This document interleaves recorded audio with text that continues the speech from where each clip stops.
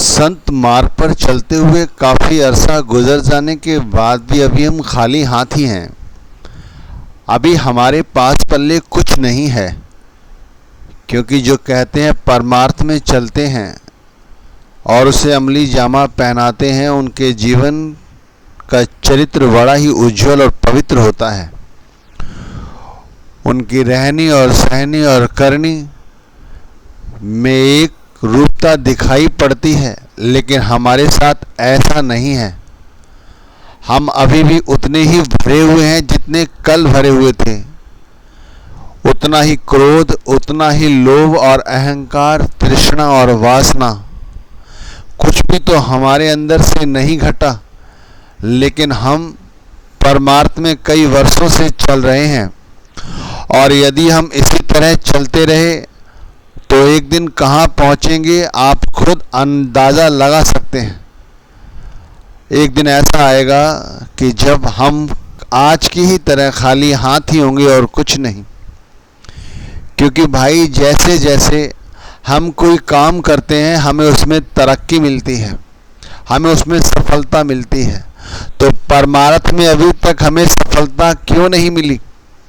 कभी विचार किया है कि हम अभी भी उसी नर्सरी केजी की कक्षा में ही हमारा परिचय है, इससे ऊपर हम अभी उठे नहीं हैं। जबकि कोई कहता है उसे संत मार्ग पे आए हुए 30 वर्ष हो गए हैं, कोई 40 वर्ष, कोई 50 साल, कोई कहता है अभी और कोई कहता है तभी, लेकिन कोई भी व्यक्ति उस मंजिल तक नहीं पहुंच सका। लेकिन 5 उंगलियां बराबर नहीं होती। इसी तरह कुछ तो लोग पहुंचे हैं, जो पहुंचे हैं उन्हीं का ही एनालिसिस है, उन्हीं का रियलाइजेशन है जो हमारे काम आता है। संतों महात्माओं के रियलाइजेशन, उनके एक्सपीरियंस ग्रंथों में लिखे हुए हैं, जिन्हें हम पढ़ सकते हैं, लेकिन उससे कुछ फ़ायदा नहीं उठा पाते। क्यों? क्योंकि सिर्फ उसे पढ़ के हम छोड़ देते हैं। हम जो भी भक्ति करते हैं, चाहे वो नाम भक्ति हो, गुरु भक्ति हो या कोई और भक्ति, हम कभी भी उस भक्ति को एक ऐसा स्रोत नहीं दे पाते जो हमें मंजिल के अंत तक पहुंचाए, अपनी मंजिल पर पहुंचाए। हमारी मंजिल है क्या? कभी विचार किया है? हमारी मंजिल है शांति, संपूर्ण शांति और कुछ नहीं। परमार्थ में अगर कोई व्यक्ति शांत नहीं है तो उसके हाथ पल्ले कुछ नहीं है, समझ लो। दुनियावी धन दौलत चाहे जितनी भी इकट्ठी कर लो, लेकिन उससे शांति प्राप्त नहीं हो सकती, उससे सुख प्राप्त नहीं हो सकता। इनसे तो दुनियावी साज सामान इकट्ठे कर लो, जितने चाहे इकट्ठे कर लो, लेकिन सुख और शांति जैसी चीज़ इनसे बहुत दूर है। वो तो परमार्थ में कहते हैं संतों की शरण पर ही प्राप्त होती है, लेकिन संतों ने भी तो हमें समझाने में कोई कसर नहीं छोड़ रखी है। तो क्या हमारे समझने में ही कोई फ़र्क है?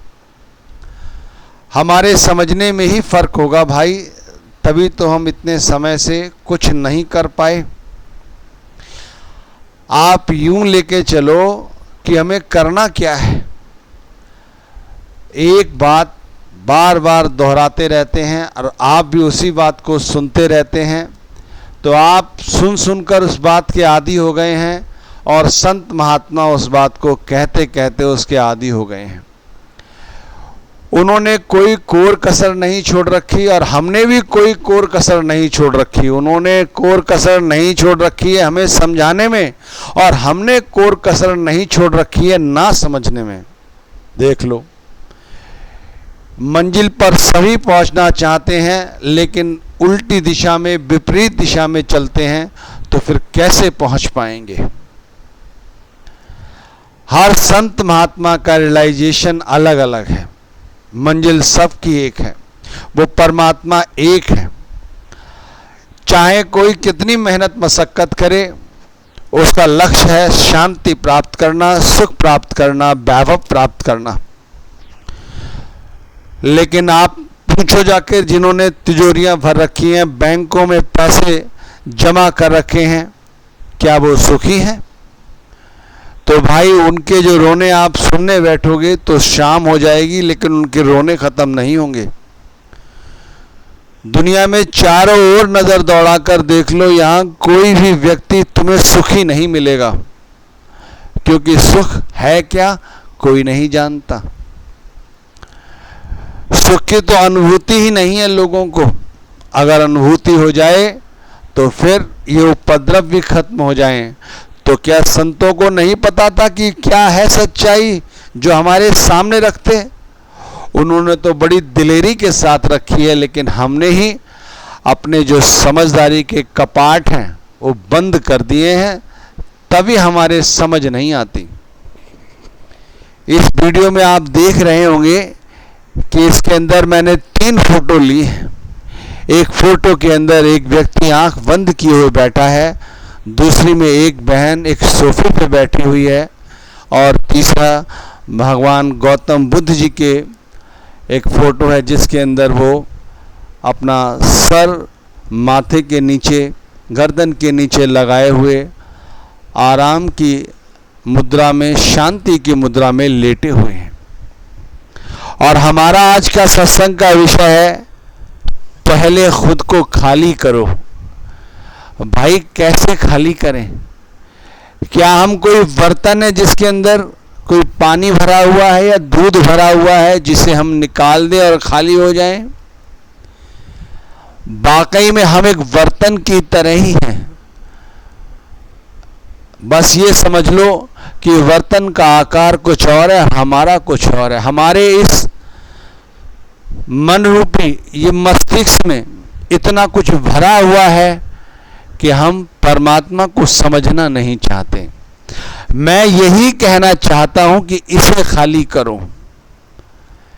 पहले खुद को खाली करो, फिर अगला कदम बढ़ाओ, तभी कुछ बनेगा। खुद को खाली करने का मतलब है जो कुछ हमारे अंदर है उसे निकाल कर बाहर फेंको। हम बैठ जाते हैं भजन करने, सिमरन करने, लेकिन हमारा ध्यान नहीं लगता, और समझाते समझाते और समझते समझते समझाने वाले के भी और समझने वाले के भी कुछ पास पल्ले नहीं पड़ा। समझाने वाले ने तो कोई कोर कसर छोड़ी ही नहीं, लेकिन समझने वालों को कोई फर्क ही नहीं पड़ा। क्यों? क्योंकि जैसे ही बैठते हैं कुछ जपने के लिए, भक्ति के लिए, उस दौरान हम भरे होते हैं। हम भरे होते हैं कारोबार से, परिवार से, समाज से, रुपए पैसों से।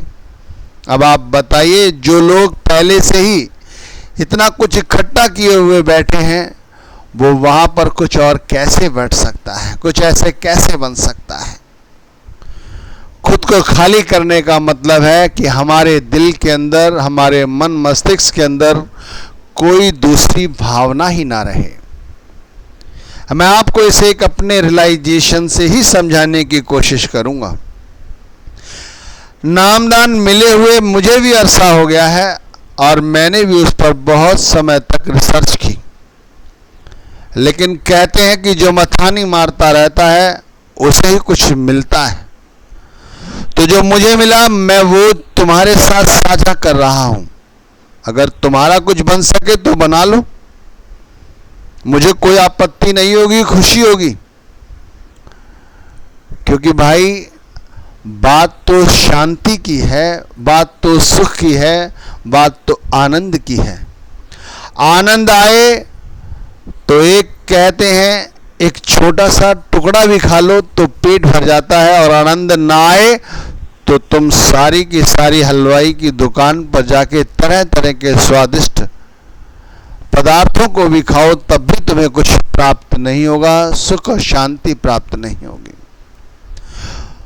तो भाई हमारे अंदर जो भरा हुआ है उसे कैसे निकालें? क्या तरीका है? सबसे आसान तरीका है, जैसा मैंने इन चित्रों के माध्यम से समझाने की कोशिश की है।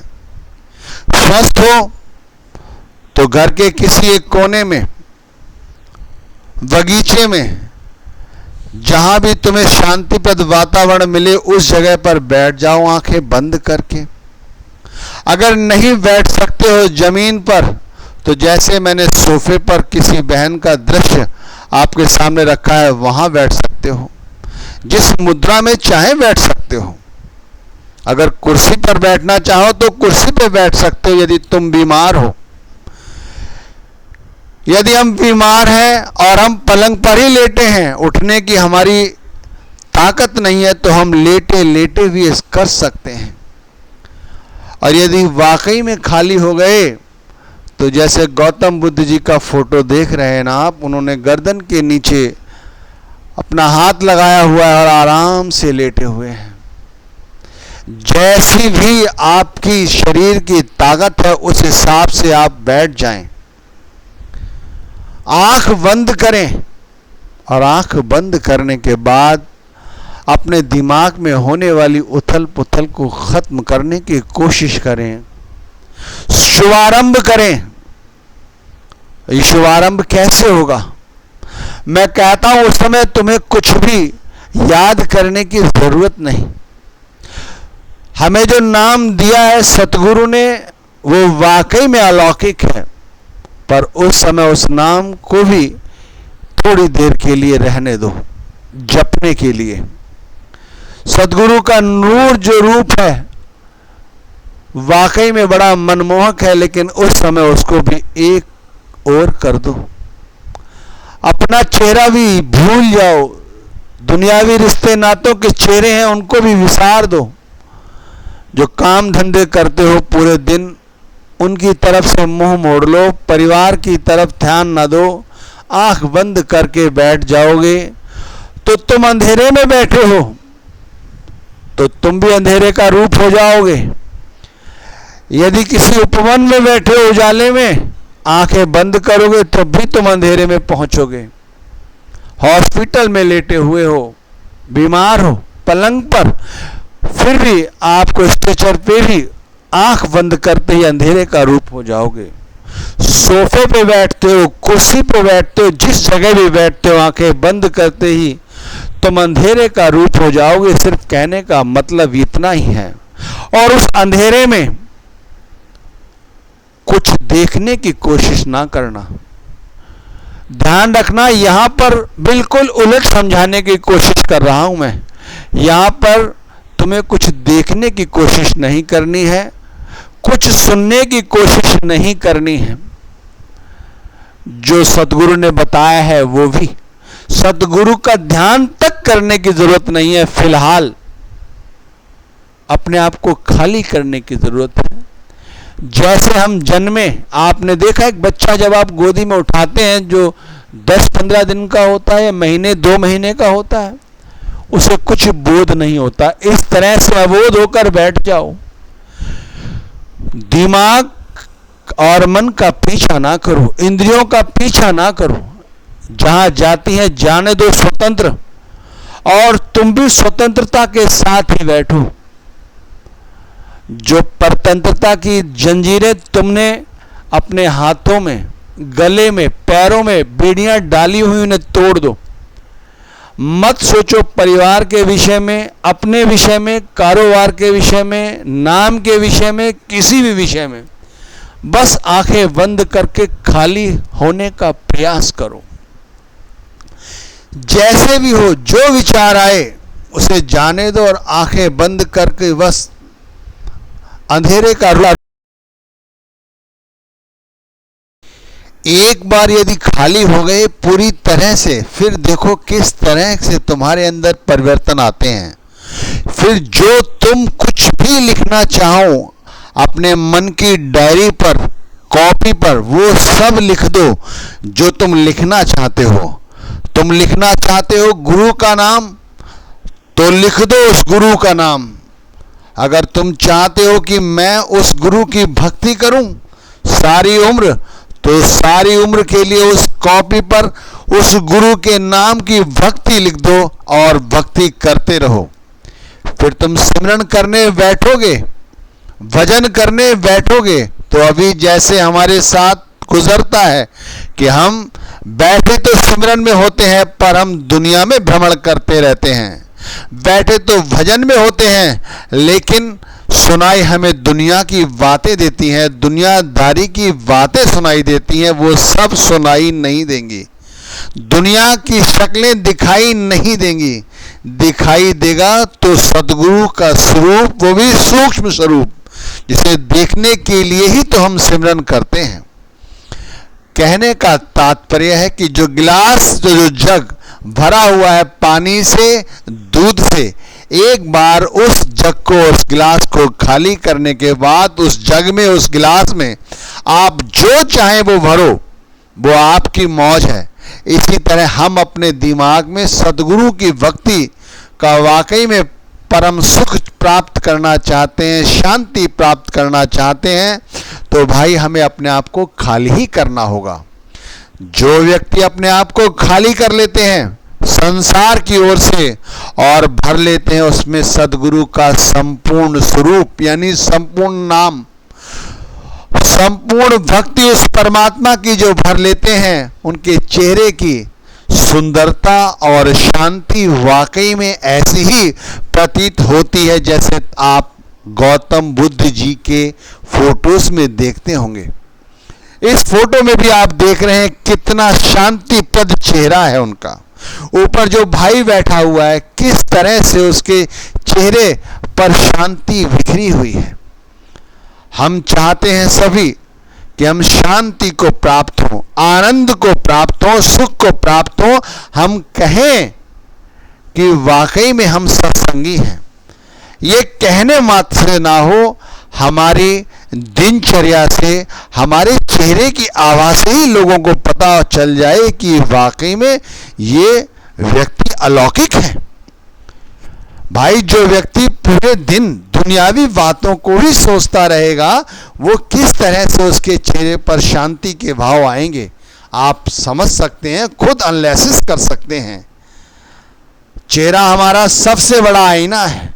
अगर वाकई में अपनी खुद से पहचान करनी है तो खड़े हो जाओ किसी आईने के सामने और निहारो अपने आप को, तो आपको पता चल जाएगा अपनी हकीकत के विषय में। वहाँ तुम खुद से आंखें मिला सकोगे क्या? यही तो कारण है मेरे दोस्तों कि इतने समय से लोग नाम दान लेने के बाद भी खाली हाथ हैं। सद्गुरु कहते हैं नाम के साथ अपनी लिप को जोड़ो, लेकिन लिप जब ही जुड़ पाएगी जब लिप खाली हो। वहां पर स्थान पर बहुत कुछ दूसरा बैठा हुआ है, पहले वो खाली होगा तभी तो वहां सद्गुरु के नाम की लिप जुड़ सकती है। भाई वाकई में यदि चाहते हो सद्गुरु से किया गया वादा पूरा पूरा हम करें कॉल, तो भाई खाली करो अपने आप को, जैसे भी हो खाली करो।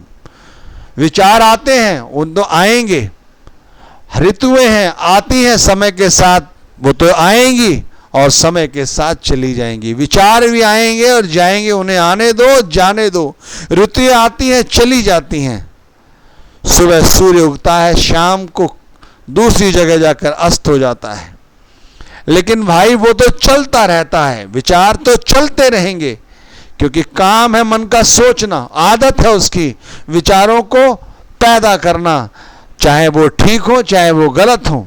लेकिन उन विचारों को अपने अंदर पैदा ना किया जाए, उसके लिए एक ऐसा विचार का कमल खिलाओ अपने अंदर, शांति का फूल खिलाओ अपने अंदर, गुरु नाम का विश्वास जगाओ अपने अंदर और खाली करो ये बर्तन जो इतने समय से भर रखा है समाज से, घर से, परिवार से, रुपए पैसों से। जब ये खाली हो जाएगा फिर वहाँ परमात्मा और सिर्फ परमात्मा, फिर चाहे उसे नाम कहो, चाहे गुरु कहो, चाहे कोई और नाम दे दो, ये तुम्हारी मौज है, तुम्हारा अपना धर्म और तुम्हारी अपनी संस्कृति।